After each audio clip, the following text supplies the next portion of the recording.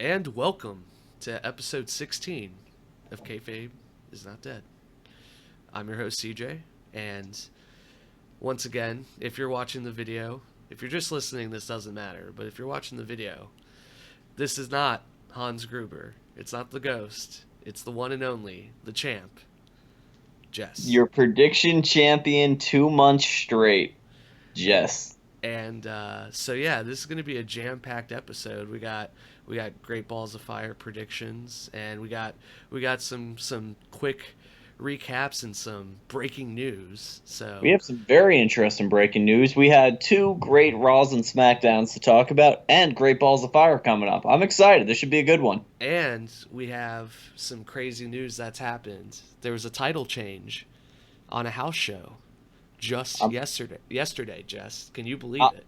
I'm down with this. I really hope they upload it to the network. I'm curious as to what caused this to happen, but I'm down with this. I like when unpredictable stuff happens in the WWE because I feel so much of it is rote. Now, unfortunately, the doctor couldn't make it for today's show. So I don't know if we'll probably take his predictions like in an email or something, uh, and hopefully we can incorporate them in the show somehow. I'll probably like put them in the description, uh, but uh, yeah, we could probably talk about that some more when we get to our predictions. But let's go ahead and get right into the news, Jess. So Kick I'm it off, I Siege. Tell me you what's know going on. I'm kind of gonna bury the lead about the title change instead for the breaking news. Besides that, we had Austin Aries get released by the WWE today. As of this recording, it's Saturday, so speculation is that Well, he's asking for the release because he's tired of being essentially stuck in 205, and I would say I agree rightfully belongs on the main card, whether it's on SmackDown or Raw. And he didn't win the title, and he's been hurt off and on. So I don't know. Like some people say he was kind of a jerk backstage, but he's arguably one of the most talented guys on the roster. So I kind of agree. But could you imagine him going to New Japan or Ring of Honor? He's already wrestled for Ring of Honor. So, but I truthfully think he'll go back to New Japan. As the article I've read stated, it was an amicable split. He was asking for a release. And, to be honest, I don't know why he would be asking to leave other than he's not getting the title shot because he's been injured for a prolonged well, amount of time. He's had one feud that's gone on for 3 months. I think the issue is 205 as a whole. Whether even I am a self-proclaimed viewer of the show. I enjoy the show. I enjoy the wrestling aspect of the show, but they're not given a lot on the show, and what they're doing right now isn't working. I don't know. I don't have.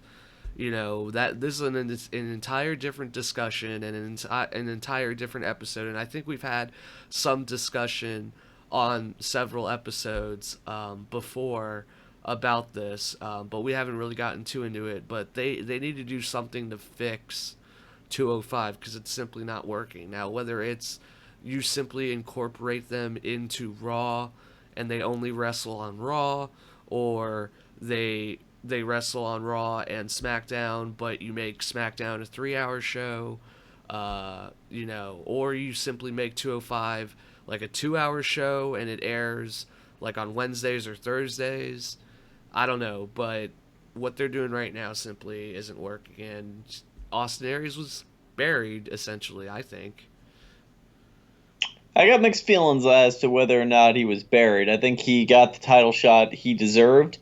I think they realized 205 wasn't working and they weren't sure what to do, so they just kind of kept it on repeat. Well, they switched feuds, so now Neville's feuding, and we'll get into this with the pay per view because this is one of the matches. But Neville's feud is now with Akira Tozawa, so we don't know how long that is going to go on. Um, I would imagine it's probably going to go on for just like the Aries one. They're gonna do a couple months. So what is Aries going? What would Aries? What would he have been doing on 205 while he's not feuding with Neville? Because that stuff was great, but I totally understand why they have to do something different. So, but what's he gonna do? Is he gonna feud with uh Brian Kendrick? I guess that could work. Yeah, But I mean, possible. Yeah. I mean, in terms of, I don't know how deep you want to go in the 205, but I feel the vision of that show where it's high flyers and stunts and they're not allowing them to go all the way with it though. yeah, I feel that's kind of what's happening is, and I'm not sure if this is because of some backstage stuff we can talk about in If another episode, but okay, in my brain, I don't know if you agree with this, but in my brain, 205 would be WWE's version of New Japan, or Ring of Honor, where they're given the keys and they're essentially allowed to do whatever they want. Whether yeah, it's with ladders or chairs or tables, they want to do crazy spots. They want to do crazy dives, flips, whatever they but want to I do. feel that what you're describing, CJ, is what's become NXT. Yeah, that's essentially what it is. And NXT's been crazy good lately, and I frankly just haven't had time to devote to all of the different shows. But I've the But stuff I've seen I has think been that's nothing also but part of the great. problem is WWE's putting out almost 8 hours of content a week Yeah. between pay-per-views, between the live shows, between NXT 205. They're putting out almost 8 hours a week in just the wrestling programs, and 205 doesn't have anything different to offer. NXT's established; people are used to watching that. I catch it every other week on Wednesday, and I enjoy it. Yeah, But to hop over the 205, where I'm essentially just seeing a lightweight version of Raw, I don't care. yeah. Well, I think it ultimately 205's biggest thing that they need to fix is they need to give these guys characters. They need to give them room to talk, and I don't know if if it is a fault of the roster or a fault with the writers or a combination of a little bit of both. I mean, I'm assuming that's the most likely case, but it seems like a lot of the time these guys are muzzled in a way, and so it's really hard for them to get their characters over, whether they're heels or faces. The only guys that were really over, I would argue, would be Neville and Aries and maybe Tozawa. Tozawa's getting over, I would say, I think probably right TJP now. was over, but I think it goes into I think he was like 50-50, especially yeah. with the heel turn. But I mean, they dropped his push, they changed his name. Like there just doesn't seem to be a real direction that they're going for. Yeah, yeah, directionless, I guess, would be a good. I mean, the only Neville. I think Neville is good enough to carry a show, but they can't build the entire show around him. The roster isn't that small. It's not like, it. They either need to. Well, they They have all this talent in 205. They have somebody like Finn Balor, who is what 198. Truthfully, I know they beef up his weight for the show, but have these guys come down, challenge for a belt, or do something. well, what I was gonna say, and we can. There's one more news item I want to get into before we get into SmackDown, because we're gonna start with SmackDown and then do Raw because we have the pay per view. So, Yeah, no. it's a Raw pay per view. So, but I'm to end on strictly Austin Aries because it kind of turned into a 205 discussion. I think Austin Aries is great. I think wherever he does wind up, he's going to instantly go into a title picture, and I personally am hoping he goes to New Japan and joins the Bullet Club. That would be amazing. Yeah, I'm down with that. And you know what? He doesn't even. You know, you could argue that the Bullet Club has too many members right now, but uh, the timing of this, it sucks because I was gonna mention G1. New Japan just had their G1 tournament in California. So if Aries had his release like a couple weeks ago, he could have literally been there on the show and like crashed the show, but I don't know if the release allows him to be on TV yet. That might be something they would have to negotiate. But if he go, that would be my ideal spot for him. Would be New Japan, whether he's in Bullet Club or not.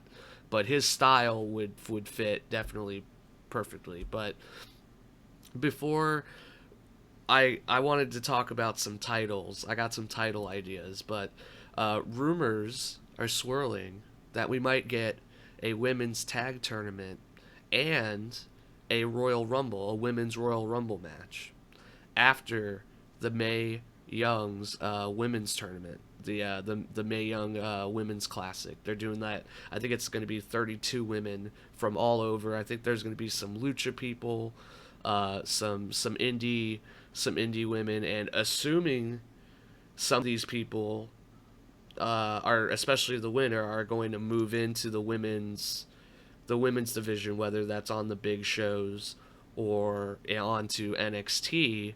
I'm assuming this is going to be this is how they're going to move Asuka onto the main roster.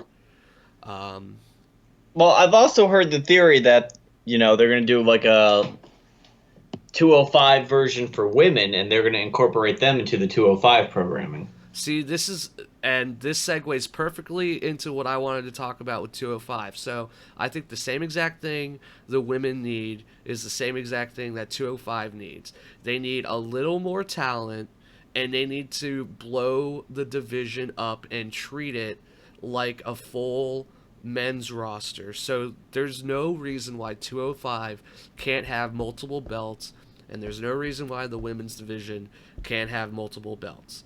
You could totally have either a women's tag division or a women's cruiserweight division.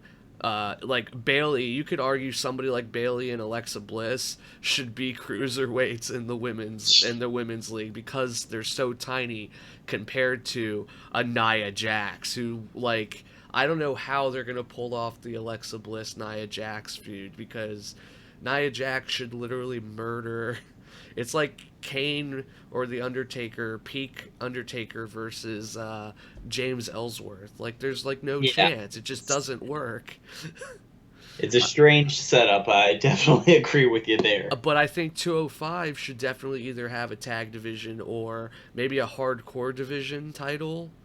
Like, no, this is all stuff I've said in the past too. I'm agreeing with you 100%. 205 needs something to set it apart.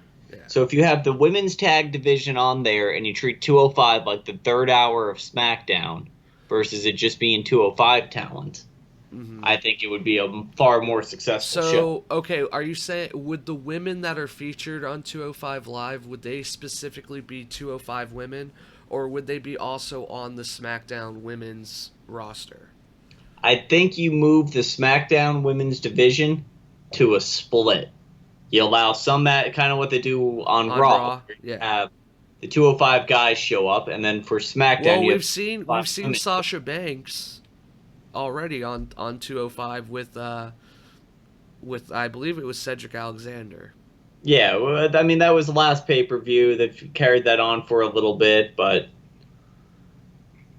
Well, but Sasha was on 205, I'm pretty sure, with a tag match. So, WWE doesn't seem to be 100% against incorporating main roster, whether they're women or men, into the 205 division. So, I mean, I would say that would be the perfect way. That would become the 205. Yeah. Either incorporate 205 into one of the main rosters.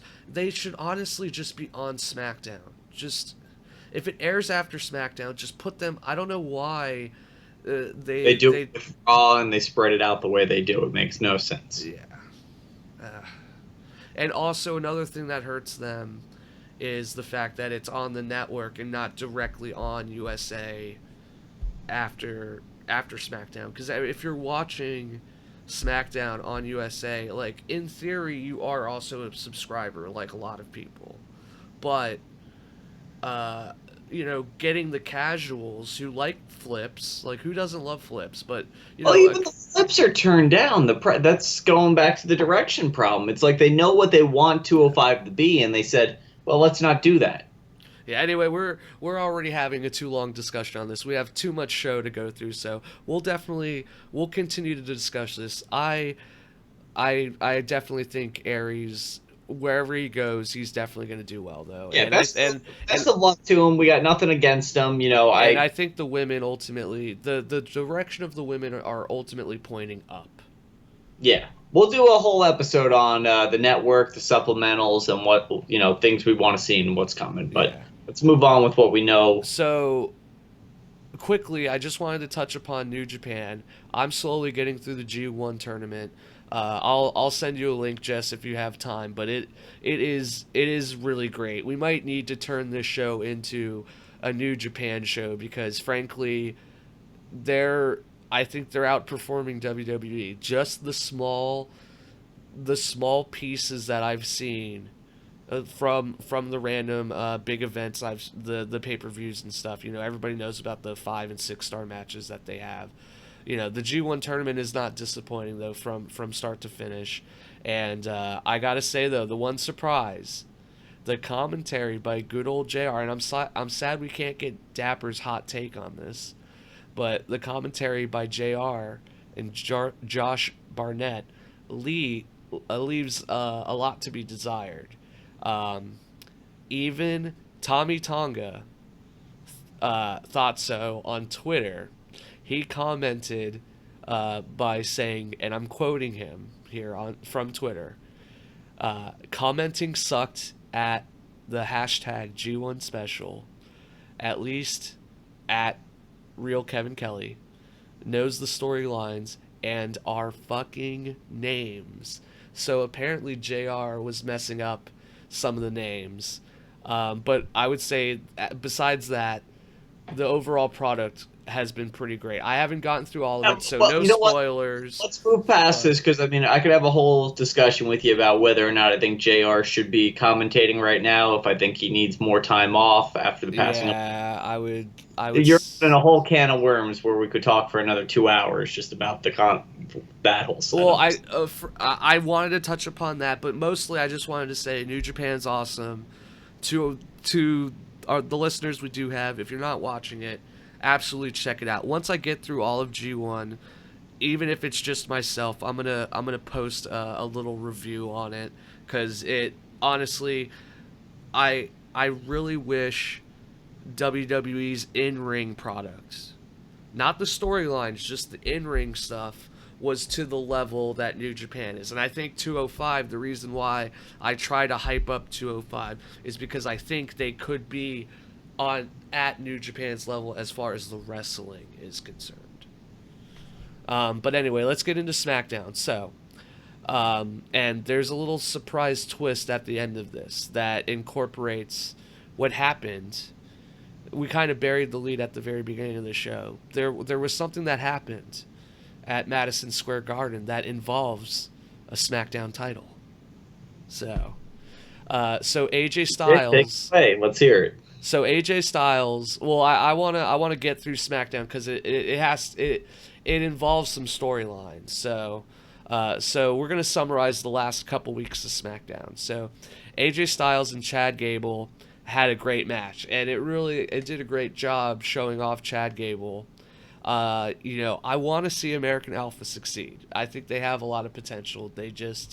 Their characters are as bland as white toast with no butter. So, Wow, harsh. is that too harsh? uh, but AJ wins and gets an entry into the Battle Royal for the U.S. title. There's more fallout from the women's Money in the Bank ladder match. So Naomi says she's ready for Carmella. Spoiler alert, Carmella won again. But Daniel Bryan suspends Ellsworth for 30 days. So I don't know if they changed this on Talking Smack, or if they've confirmed this on WWE.com or anything like that. But supposedly, that's what's happening. So, it wouldn't shock me if Daniel Bryan did like drop kick Ellsworth eventually. Like they've been teasing that a lot.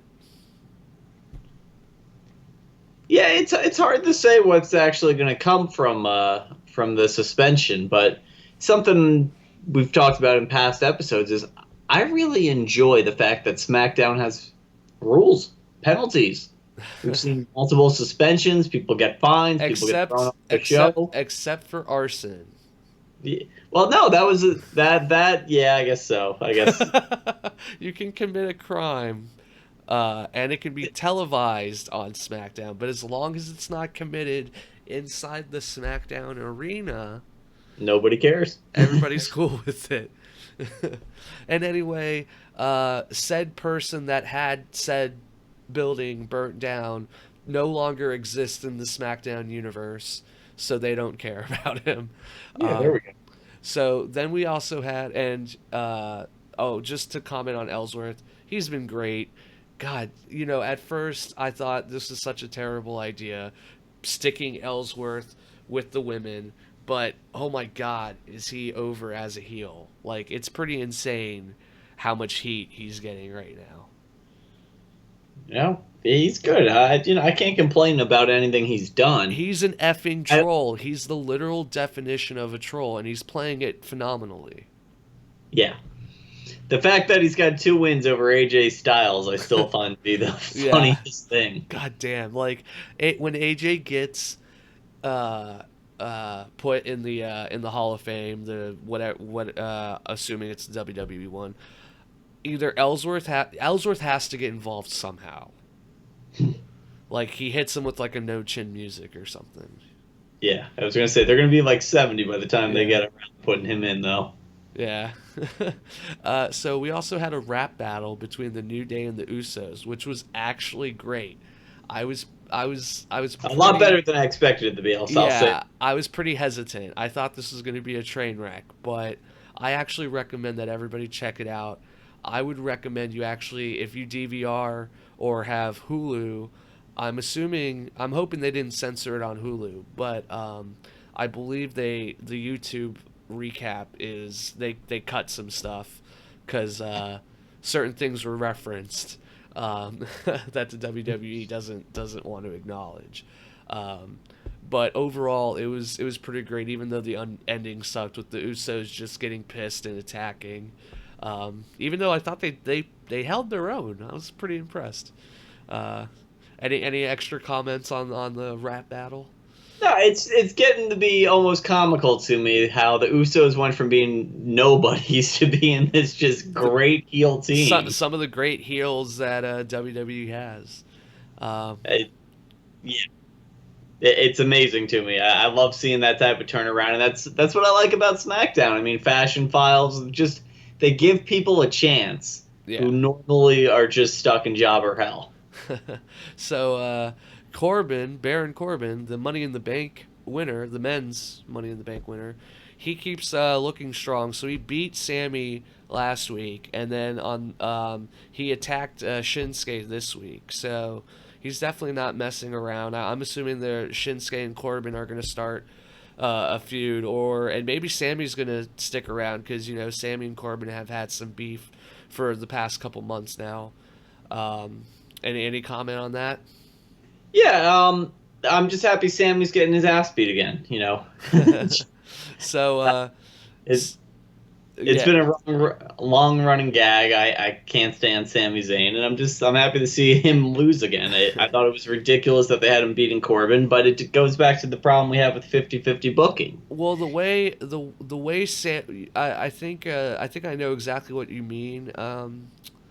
When you talk about Sami and liking watching him get beat up, I think it's due to the fact that his selling is so good. He's like the legitimate wrestler that Enzo wishes he was. Like, Enzo is fantastic at selling, especially when he takes like a big boot to the face.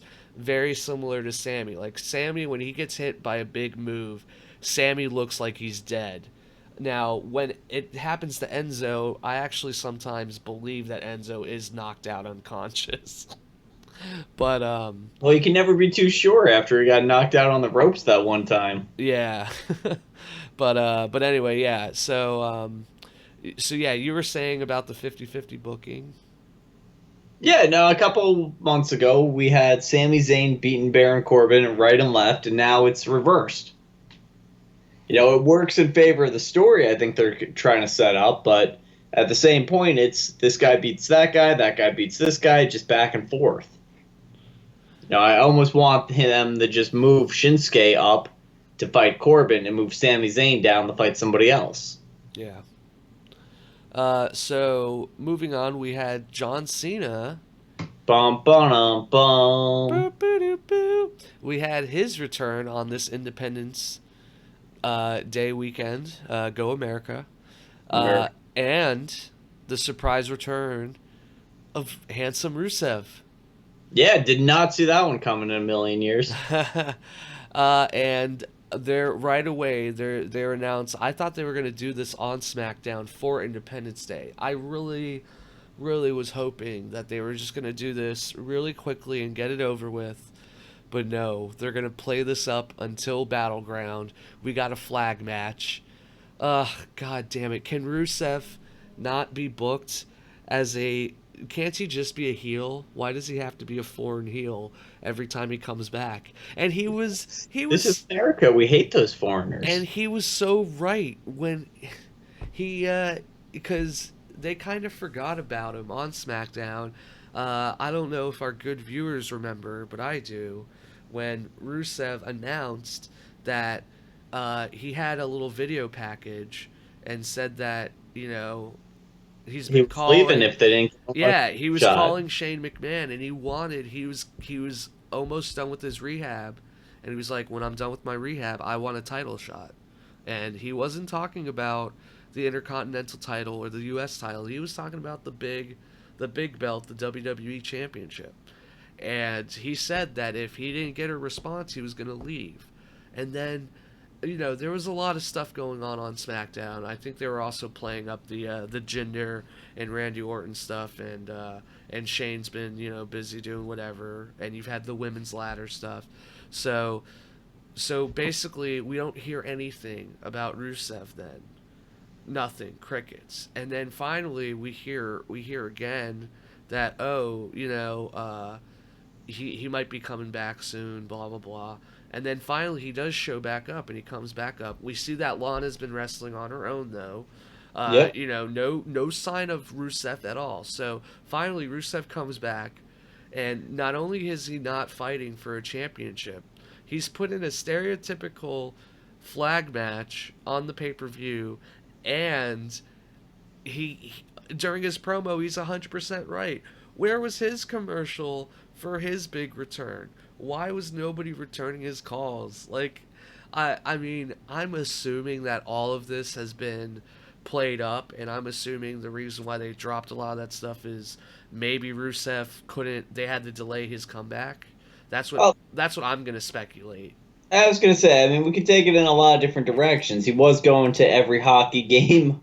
I gotta assume in real life Shane McMahon was talking to. There's no way Rusev was not getting.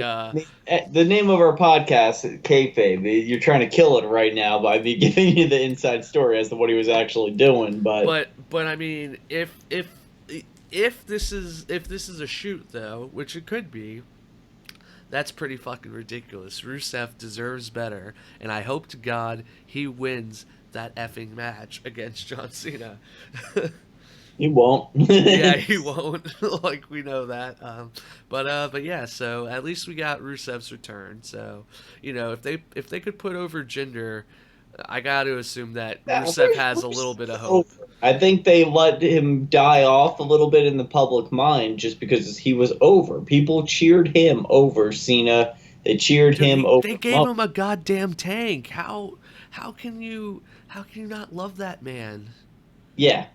No, he just kept getting better and better, and they seem to lose track of the fact that I'm hoping he that was just this awesome heel, and he was unbeaten, and he had everything going for him. And then they're like, "Oh, wait, people aren't supposed to like him." okay. A couple things on Rusev before we move on. Okay. Okay, just a couple hypotheticals. One, does Lana and Rusev get back together or have any kind of connection? Uh, and if not now, when? When do they get back? I think they're always going to have the connection. I don't think that's gone. I think they're just going to play it off as, he'll do his matches, she'll do her matches, and when the storyline arises, they'll come together for it. Well, how long do you think that'll be until they actually It's intersect? Because I truthfully thought Jinder and Rusev were going to start feuding right away. And that was going to be my second thing. So, does Rusev get into the title picture? And if so, will it be against Jinder? I think there's no way in hell that happens. Too early to tell. But even if it is the U.S. title, we've said it again, or I've said it again at least. I don't know if you guys have agreed with me, but we all know the U.S. title is the real top belt on SmackDown. So even if Rusev is regulated to the quote-unquote mid-card belt, the U.S. title, he's still going to be feuding with one of the top people in the company. So that's a great segue for the Independence Day Battle Royale for the number one contendership for the United States Championship. So AJ Styles brings up the fact to Shane, or Daniel Bryan. I can't remember it off the top of my head, but he brings up the fact that KO's been issuing these open challenges, but he won't actually let anybody like himself or Sami Zayn or any of the big guys fight for him. So they decide to have this giant battle royale. And at the end of the match, AJ Styles wins in a pretty decent, if not a bit of a clusterfuck of a match. We also get hints of a Hype Brothers split up and a Ty Dillinger push. I think Ty and Sami would make a hell of a tag team, actually. Yeah,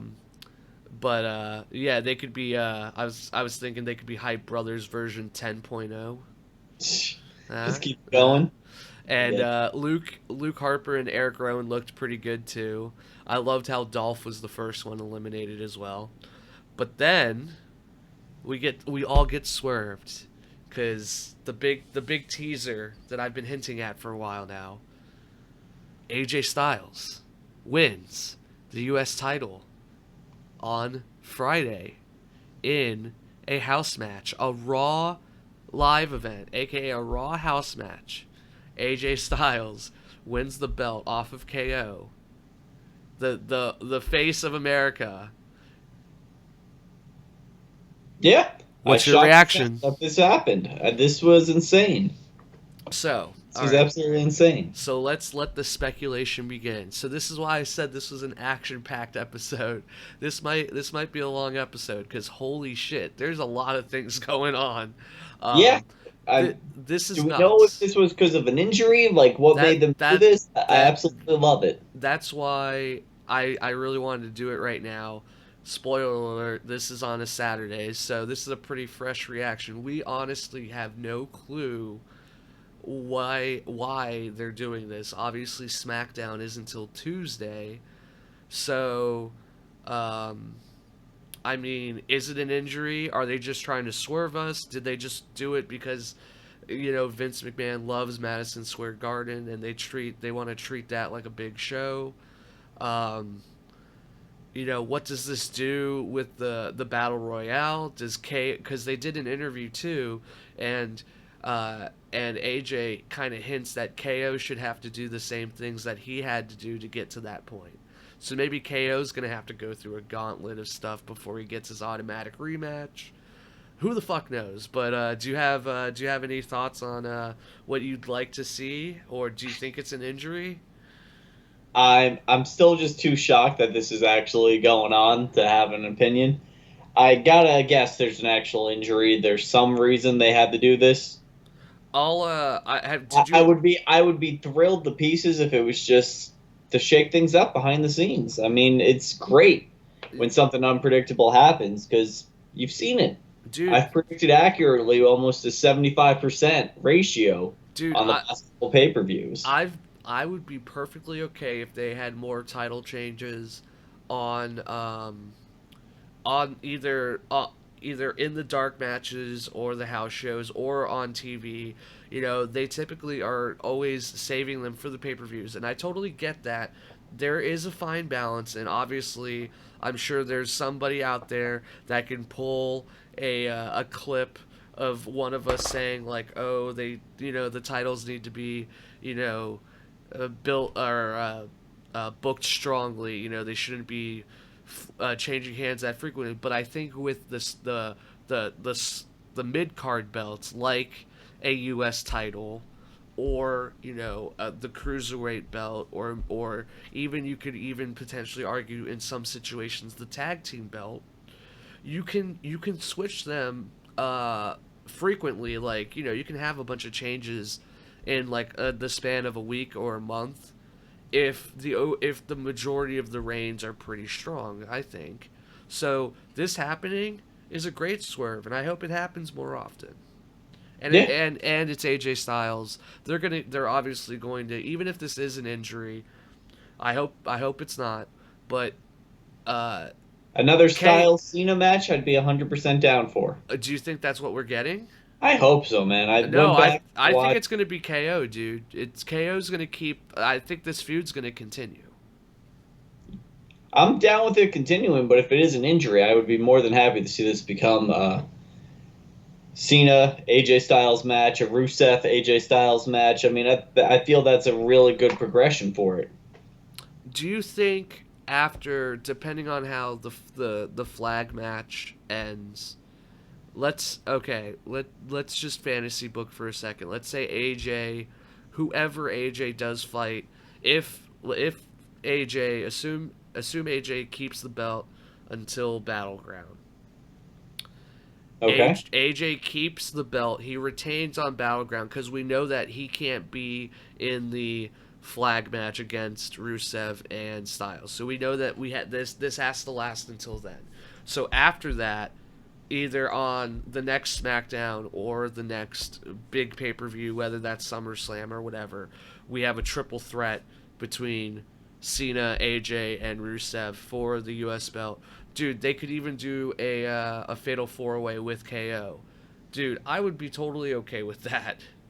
Yeah, this only leads to good things, and we don't know where it's leading to, which is what makes it so good. Yeah, yeah. So yeah, we gotta move on because we haven't even touched upon Raw and our predictions yet. But yeah, we can. I'm excited for SmackDown for sure because they've already addressed it. They WWE has put up a video of an AJ interview and he's clearly holding the belt. So this is definitely happening. This is definitely not something that's going to change by SmackDown, at least this upcoming Tuesday. So anyway, so the lead up to Great Balls, we're just going to address kind of the storylines leading into the pay per view. So Should for we talk Raw, about the fact that we're shocked this name actually stuck and they're moving with it? oh, apparently, of course it was Vince's idea, and he's like her balls. So that's essentially why. I guess who came out and said it was Vince? Was it Triple H that said that? It was. Triple H said it. I mean, I think the in-universe reason was Ambrose named it, but Yeah, even I mean that Ambrose continues to troll everybody, so I'm okay with it. It's whatever. I mean, I can't believe they're gonna have like Blu-rays that say "Great Balls of Fire" on it, but whatever. Once Triple H gets a hold of the reins of creative, I'm sure that will swiftly change. Do you think he's going to actually go for full control, or do you think he's going to stay with? I mean, he's got Oh god, NXT, I got mean the UK Championship, this is a got the whole Indian Championship, we got the May. We'll talk about it on another one, but this is yeah, a we whole got nother episode. But I mean, there is a point in time where Vince McMahon is going to be too old to run the company, that guy's and immortal, man. I'm making my predictions right now. I mean, he might be on stem cells, a strange cocktail of stem cells and steroids that will keep him immortal. But I got to assume eventually, either from boredom or through the ticking time bomb known as old age, he will succeed control. And I got to imagine that Stephanie, with a mixture of Shane and Triple H, that triple-headed monster is going to run the company. And I mean, we've seen with NXT, Triple H knows what he's fucking doing. So I would definitely be okay with that. No, even beyond that, I mean, I think 205 is his only misstep, and I think that's just because it hasn't come to full realization, or there's some other stuff in the background we don't know about Yeah. that's preventing him from making it the show he wants it to be. Well, I think we can definitely speculate till we're dead. Yeah, But we're moving on. I'm but just dropping that. I'm sure Vince isn't exactly the biggest supporter of 205. I'm sure he is. But anyway, so Enzo opens up this past Raw by addressing Cass's betrayal. He essentially says that it doesn't matter how many times he gets knocked down, he's gonna keep coming back up, and he's basically gonna beat the shit out of Cass, even though Cass is Someone you can't teach that. and Enzo also touched upon how Cass has been relying on a line, on a promo that Enzo wrote, and Enzo's been carrying the team as far as doing all the heavy lifting as far as the writing was concerned, which you could definitely argue that's probably true. So Cass gets interviewed, and he says, it's not going to matter after the match at Great Balls of Fire. He's essentially going to murder Enzo in the ring, which is probably going to happen. So, R-Truth then attacks Goldust at the premiere of his movie in retaliation for Goldust's recent beatdown on Truth last week. Another solid setup. Yeah. Do you have any comment on the Enzo and Cass stuff? As far as Enzo and Cass goes, I'll say, you know what? I'll give it to Enzo. I think he needs the win. I don't think it's going to make Big Cass look weak, but you need to give Enzo a victory here, or else he is. Well, I wanna know which head writer on the staff for WWE who's getting a divorce or who's having like a bad time with their lives, because we've had a lot of teams break up this past like 6 months. And Like, a lot of them haven't made sense because there's no real good guy team other than the Hardys. yeah, exactly. They have everybody's been breaking up, so we're running out of face tag teams. So, but yeah, so we got the R-Truth and Goldust lead up as well, and then we have Sasha Banks. She's been getting built up like a monster. Yeah, somebody wrote off a couple of weeks ago is all of a sudden coming in strong. Yep, so she's able to beat Nia Jax and Alexa Bliss in what was essentially a handicap match after Bayley gets knocked out of the match and has to bail on the match. I see what you did there. Yeah, I couldn't help myself. I'm sorry, everyone. Please keep listening. Sasha's You're such a fucking nerd. Sasha's able to lock in the bank statement and submits Alexa Bliss, the champ. This is after Sasha was able to lock in the bank statement on Nia to win the #1 contendership as well. So they've been building up Sasha and her submission move the past couple weeks. I mean, I'm hoping this match is going to be a 5-star classic. Who knows? But we'll definitely get into it more with our predictions. But what do you think of the Sasha build? I'm loving it. I've always liked Sasha. I feel that her injuries and everything else caused her to drop out of the picture for titles, for everything essentially. But if this is them giving her one final chance, I'm down with it. You know, she's good. She can do the work. She is one of the people who have elevated this women's division to the next level. Yeah. So Agreed. I'm not against her getting the chance. I'm just against the fact every time she gets there, she wins the belt. We're stuck in a situation where, you know, she gets injured and the belt transfers hands immediately. Yeah. So then we got The Miz. He beats Heath Slater in an IC title match. I thought Heath did a pretty good job, and I hope this is a sign that he might be getting a push. He does have kids he needs to feed. He needs that job, man. I can say it's seeming like Raw's or no, I'm sorry. Yeah, Raw's finally starting to do what SmackDown did that made SmackDown so much better, which was just give everybody a chance to do something. The land of opportunity. Land of opportunity. So yeah, Heath Slater kind of gets a push. He gets to be on TV. So Seth Rollins continues to get his babyface push, especially against the evil Bray Wyatt. You know, they're pushing the video game cover, of course. You know, I'm okay with it. Seth, I love his moveset. He's over with me. Is what he's saying in these babyface promos very original? I mean, no, but there's only so many times you can reinvent the wheel, so. Yeah, you know, I liked him better as a heel. I like that I think they need to incorporate some of his heelness. We need to make into a list. Him being a face. He needs to have that laugh, that he needs to have a little bit of dickishness to him. I feel that's how he works best. I definitely agree. You know, I think we've said it before. You know, they can have. There's no reason why creative can't have heel versus heel matches or face versus face matches. There's no reason why a guy like Seth can legitimately be the best guy and be a good guy and be the champ, but kind of be a nicer version of the Miz, kind of, I guess. Yeah. Like, you know, he's cocky in that he knows he's like the best, but he still like high fives all the kids, you know, when he's coming out to the ramp, and, you know, points at all the signs and, you know, says there's nothing wrong with him being a cocky prick so long as he's, you know, still doing that stuff. Yeah. You know, hopefully they don't kill his edge, whatever edge, you know, a guy that has freaking on his shirt can have.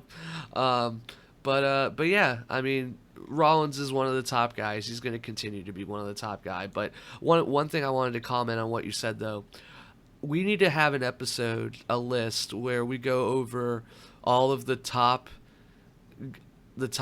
guys that have been better faces than heels. Because how many guys? Isn't every wrestler better a heel than a face, I think? I don't know, man. Because you got somebody like Hogan where it's... Yeah. The turn... You know, even Hogan's arguable because the NWO was just so good. But that turn, I mean, you watch that crowd, people are just losing their fucking mind. I mean... The turn was great, but his actual heel stuff wasn't great. Yeah, his actual heel stuff was just him. But I'm sure there's like... I'm just pulling this figure out of my ass, but it wouldn't shock me if you took a poll of wrestlers and they said, oh yeah, I'm way better as a heel. Like, if that was like 75%. No, I mean, you got somebody like the Usos. The Usos were so forgettable until you gave them this thug gimmick, and...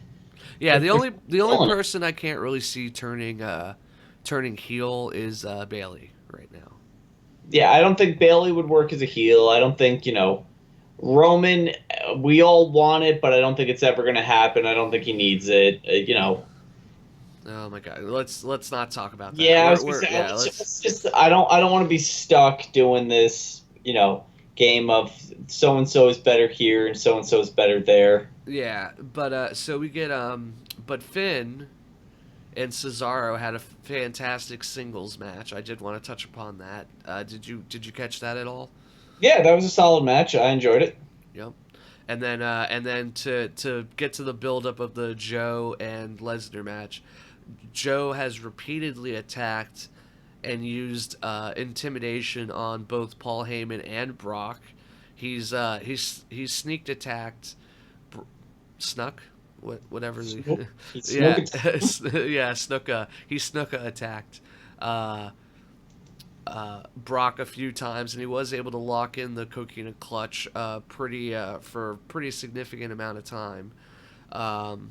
They have a sit-down interview, and Joe walks out eventually, and he tries to search for Brock, but gets held back. So the heat for that has been pretty great. Yeah. And No, it's that. This is what I want. They're doing great stuff with it. So yeah, we're gonna touch upon it, but I really hope Joe wins. see, I could give a shit about Joe. I don't think he deserves the shot. It's out of nowhere in my mind still, but you know what? He's making it work, and that's half the battle. Is if you have it entertaining enough for me, I'll get behind you. Mm-hmm. And he's doing well. So and then finally we have Braun Strowman, and he after he returned and threw Reigns onto the ambulance, Strowman then decides to kill Apollo Crews because Titus Worldwide decided that was a good idea for publicity, I guess. And an ambulance comes out, though, afterwards, I guess to take Crews away. But guess what? Roman Reigns was in the driver's seat. The only thing I hated about this, did you see this? Yeah, I saw this. Oh my god, it was pretty terrible, the execution as far as the initial attack was concerned. Braun goes up to the driver's seat. If he doesn't look into the window, this isn't nearly as bad. But he does the whole put my hands around my eyes so I can peer into the window. And even if the glass was tinted and it's in a dark theater, let's pretend like there weren't a million LEDs like blasting in the nearby entranceway. He peers into the window and apparently doesn't see anything. So then he goes, "Oh gee, who's the driver?" Opens the door, and then Roman attacks. Like, what the fuck? Why?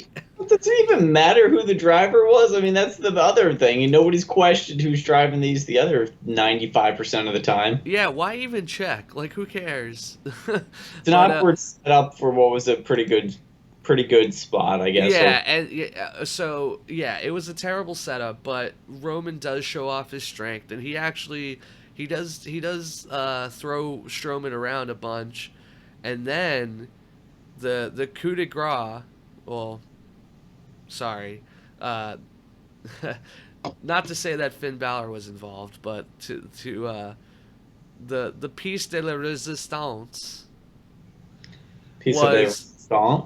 was Roman spearing Braun into the ambulance, or no, spearing him through off the entrance ramp, and they went into some debris.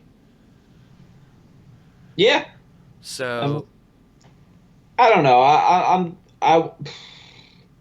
got such mixed feelings on this, man. I feel like they lost a lot of momentum with it.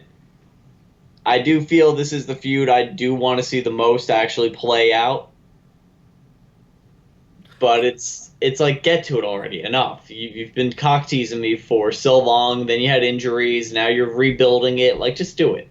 See, I don't really care if they have this stipulation or not. I mean, honestly, if we're for real, this should be like a hardcore match, or a Falls Count Anywhere match, or a Boiler Room Brawl.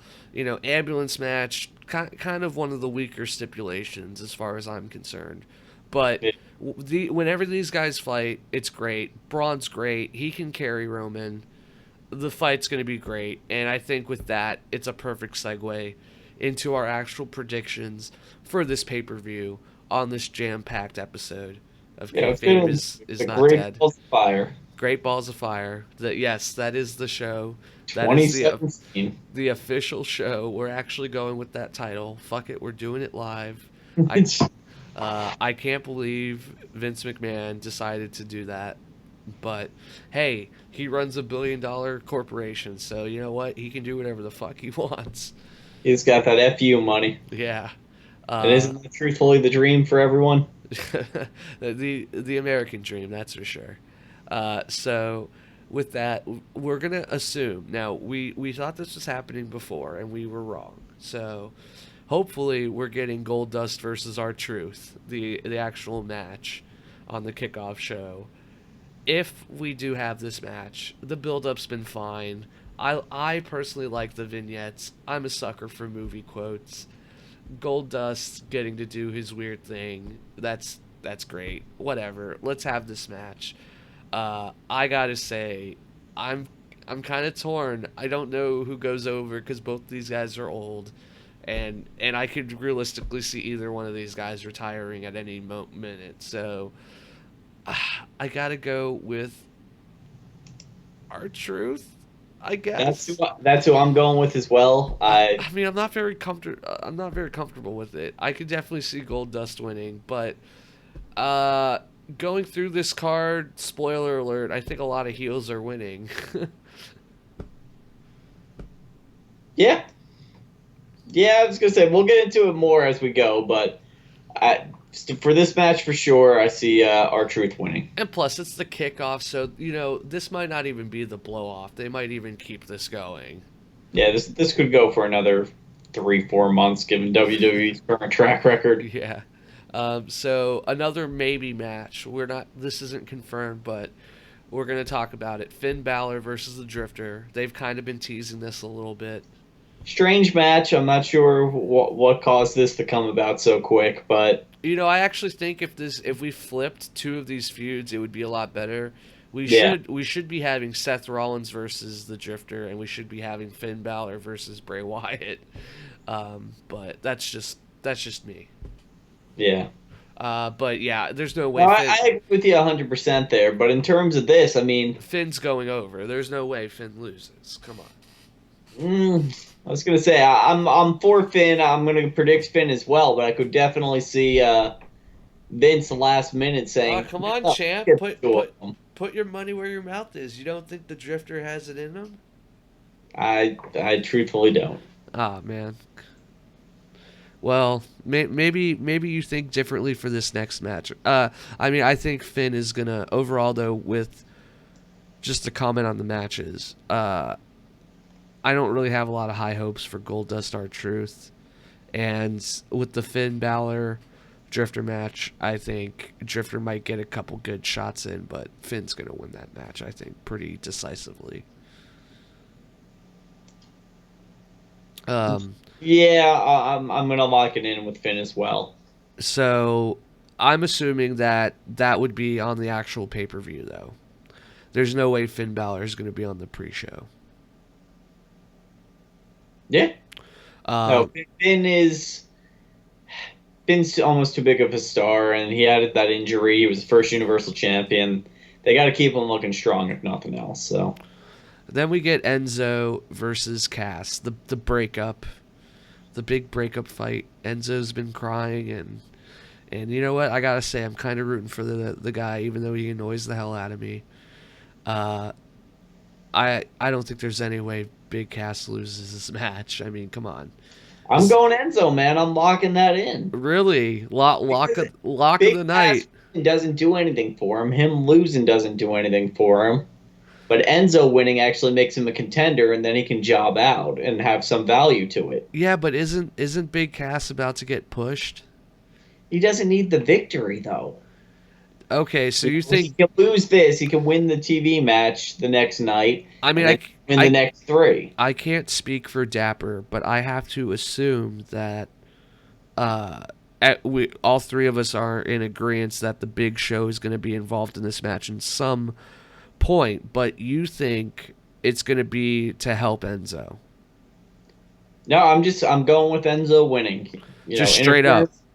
Interference will probably be a part of it, but I'm just going to give him straight up a win. Wow. Strong words.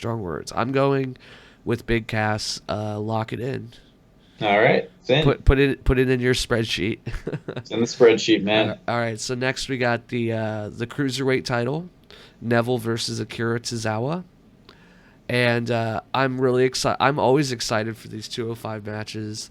I hype myself up too much, but I think Neville wins. I think this will be a great match, but I think Neville. There's no way Neville loses this belt. This is his belt.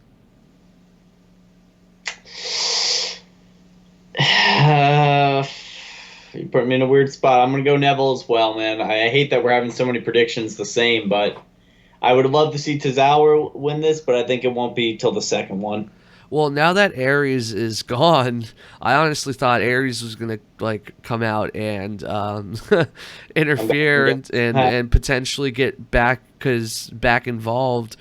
Because I honestly thought after this feud with Akira, the second round of matches with Austin Aries, I thought Aries was gonna go over with whenever his next match against Neville. And, maybe we can touch upon it now. I'm sad we're not going to get another Neville-Austin Aries match. Yeah. I was going to say, it is the one bad thing of him leaving, but at the same point, nothing was happening with him, so. Yeah. But yeah. Full of great matches, but we've seen everything he's going to do in this current division until they change it or improve it, so we'll leave it at that. Well, besides Akira, who's the next top babyface? It was Austin Aries and Akira, and then who?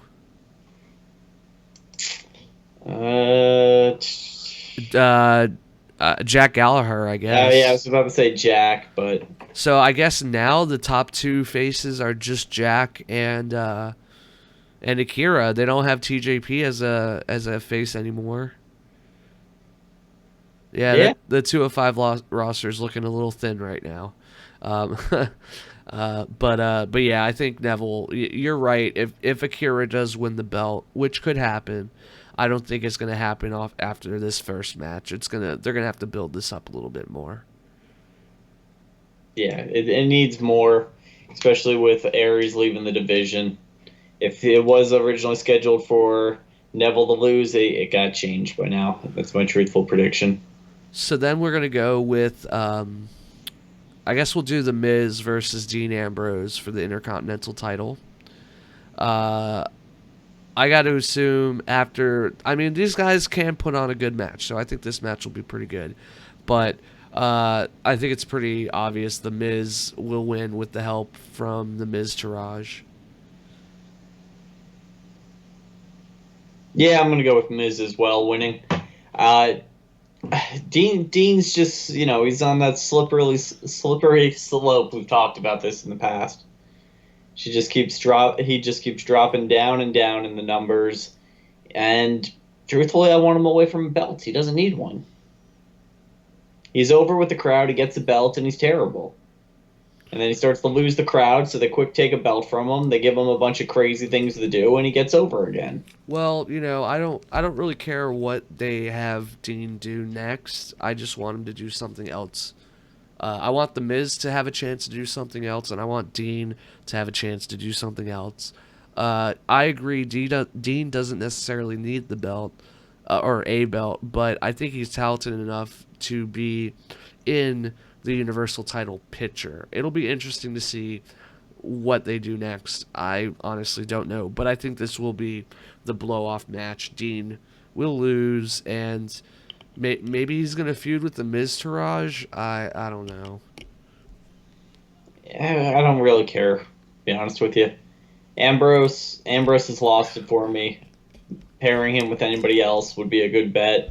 Miz is great no matter where you put him. So, he is awesome. He is. His name tag even says so. So, then we get Sheamus and Cesaro versus the Hardy Boys in a 30-minute Iron Man match for the tag titles. Oh boy, that's gonna be a thing, huh? I'm really excited for this. Fuck the haters. I love this. You're really in this tag division to win it. I'm enjoying this. I think Sheamus and Cesaro and Jeff can do enough spots. Matt, all he has to do is hit a couple twist of fates, and he'll be fine. So I think they can definitely do 30 minutes. Everybody has the stamina for it, and I just hope Doesn't matter that these guys are in their 50s. I just hope that they have some weapon spots. I don't know. Are Iron Man matches automatically no DQs? I believe they are. I believe you can, I believe they normally are the Iron Man match. It's just time. I mean, you would hope so, because anytime the Hardy Boys are on a pay-per-view, weapons need to be used. I feel like that's like an unwritten rule. I'm okay with no weapons being used. I want to see the high spots. I want to see this be a good match, because Jeff needs to go. These two fighting. That's my biggest problem. Jeff needs to go through a table. Come on.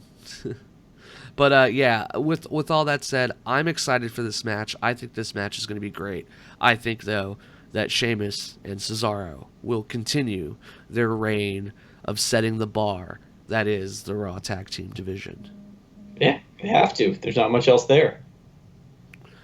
Then we get Seth Rollins versus Bray Wyatt, and I hope that this is a great match. I'm rooting for Bray Wyatt, but for a guy that calls himself a god, he's like Sami Zayn. He's a loser, and he will continue to keep losing because Seth Rollins is going over. He is the new face of the video game. He is the face of Raw, and Seth Rollins is not going to lose his first match since being announced as the face of the video game. Yeah, I do find it funny he's the face of the video game. He's just got that going for him now.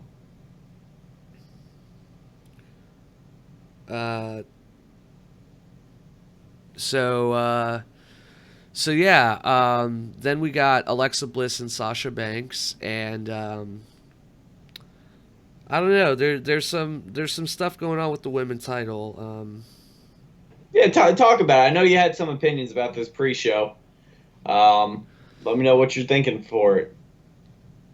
Yeah, so the Sasha Banks build-up, it's been pretty nuts. So for the past 2 weeks, kind of out of nowhere, because they've finally decided to pull the plug on Alexa Bliss and Bayley, and I feel really bad for Bayley. I really do. I sympathize. I want Bayley to succeed, but the feud with Alexa Bliss was awful, and Bliss needed somebody else to bounce off of. So they give her Nia Jax, and they're like, oh wait, Nia Jax will kill her in the ring. All right, we'll give her Sasha Banks. That'll do. Okay. So then Sasha Banks, out of nowhere, beats... Gets this title push. And yeah, she gets this title. She makes the best of it. And you know what? I'm believing it. It's made me kind of think that Little Miss Bliss might be Little Miss Loser. And, she... Really? You really think she might lose, huh? That bank statement has been looking really strong. But, with all that said, and with all that build-up, Alexa Bliss is winning. Yeah, I was going to say, I'm giving it to Alexa, too. Yeah. Like I said, I'm happy to see Sasha got back into the title picture, but not yet. She needs to show me she's not going to get injured in a week. I want this feud. I don't care. Some people hate the 50-50 booking, but when there's two good wrestlers, I'm okay with them to #fight forever. Yeah. So Alexa Bliss and Sasha, they have the potential to put on a 4 to 5 star match. And you know what? I'm okay with this being the first in a long feud that eventually leads to Sasha going over. But I don't think it's going to happen now.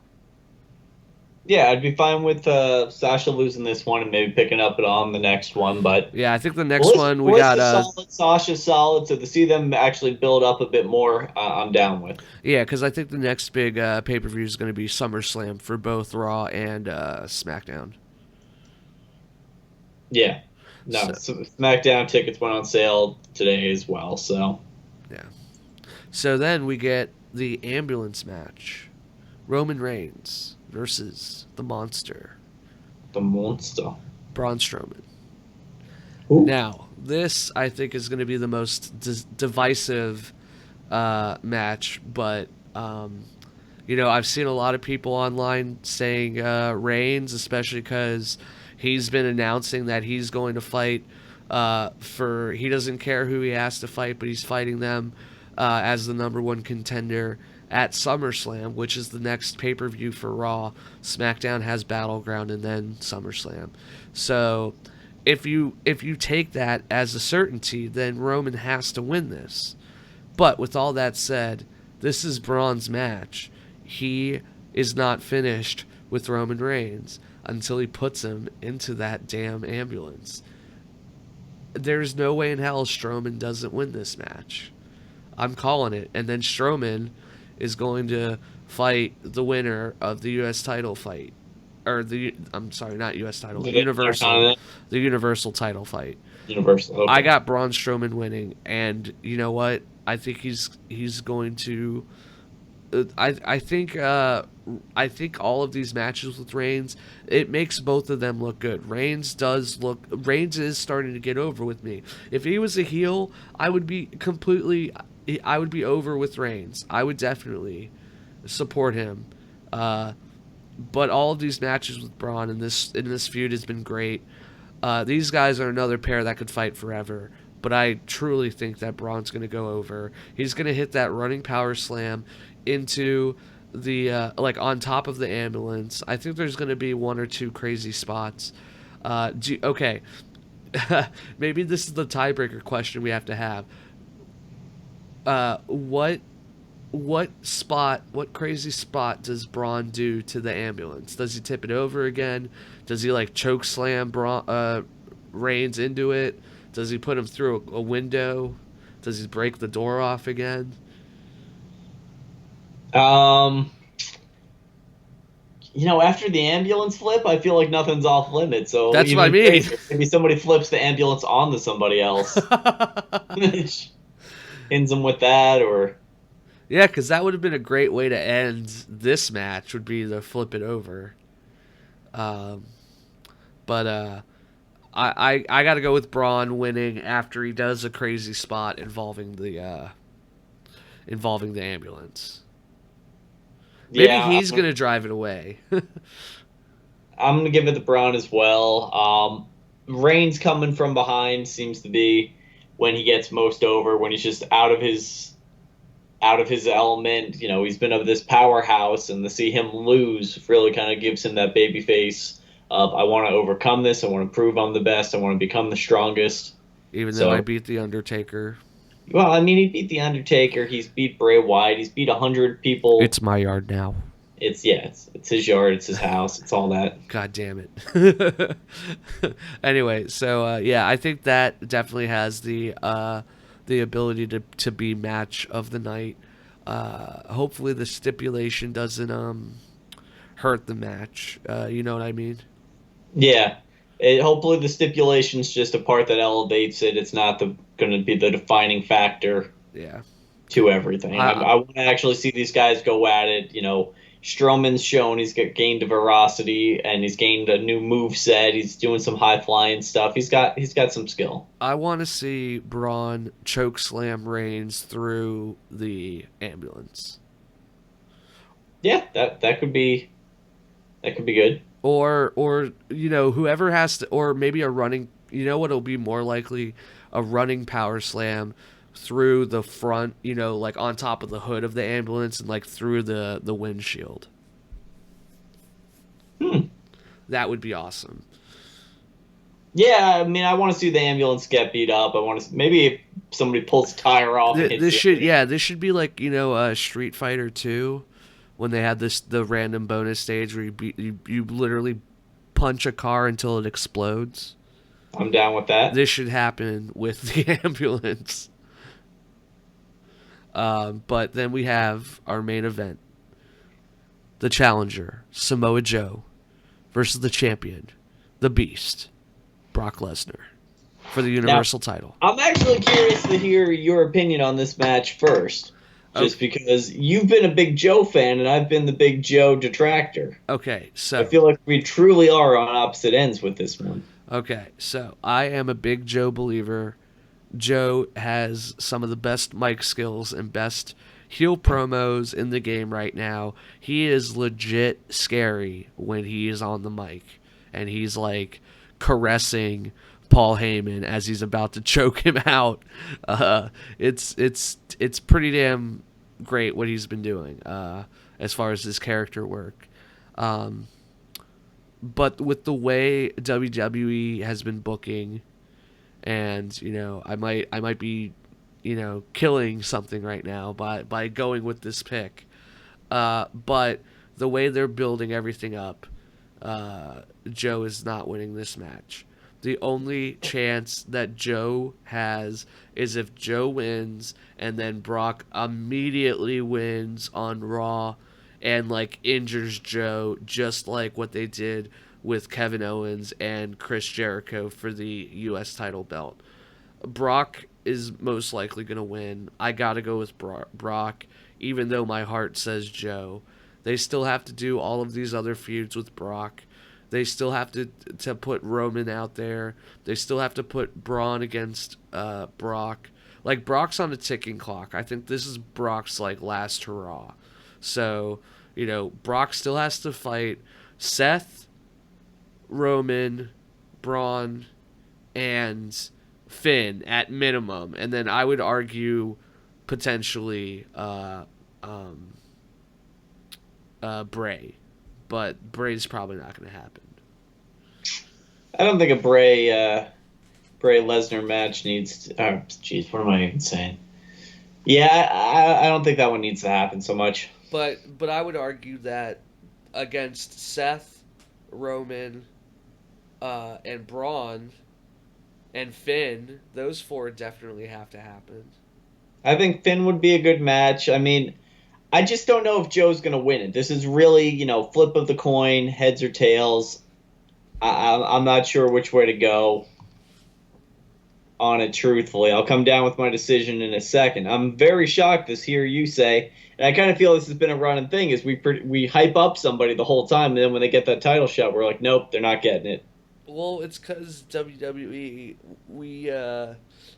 I'm not saying that I can, write an entire script and plan these matches better than the writing staff, but to say that overall, typically, it's pretty predictable, I think we can agree, even it's in something that we love, it can be predictable. Even we can still enjoy it, and I think this is one of the cases where they're not going to pull an AJ Styles suddenly winning the belt here. I think they want to do a lot more stuff with Brock, and they want to build up the Brock's mystique as the Beast by using the title. And you know what? I hope this isn't going to eventually go to a Roman Reigns, whether this is at SummerSlam or WrestleMania. I really hope this eventually goes to Balor going over, but who knows? I mean, I'm gonna lock it in as Joe just to be different. If Joe somehow wins and then we get Reigns versus Joe, I mean, they were teasing that feud right before this because, Reigns was calling out Joe as not being like truly Samoan, whatever the fuck that means. Well, he's not, but yeah. Wait, Samoa Joe is not Samoan. No, I don't think he actually is. He's We'll definitely have to confirm that later, but yeah, I gotta go with Brock on this one. All right, you're going Brock. I'm going Joe. We'll see. We'll see if Dapper who the winner is. Dap, I'm sure will have an opinion, but yeah, we'll see if we can get Dapper's predictions one way or another. But with that, I think that wraps up overall this jam-packed episode of Kayfabe is Not Dead. Do you have any final words for all of our devoted fans out there on the internet, Jess. Yeah, I look forward to our next episode when I confirm I'm still the champ. I think this is going to be a pretty solid pay-per-view despite the name, and I'm looking forward to the future. I feel WWE's had a little bit of some slip-ups coming, and I'm just excited to see what they have coming down the pipeline next. And with that, I think we'll end with that. And thanks for tuning in. And go ahead and give us a like, a subscribe, all that. Maybe review us on iTunes. Whatever you're listening on, whether it's YouTube or Archive, or you're using our RSS feed. Go ahead and hit us up, or check us out on WordPress, and give us a comment on there. And we'll see you guys next week.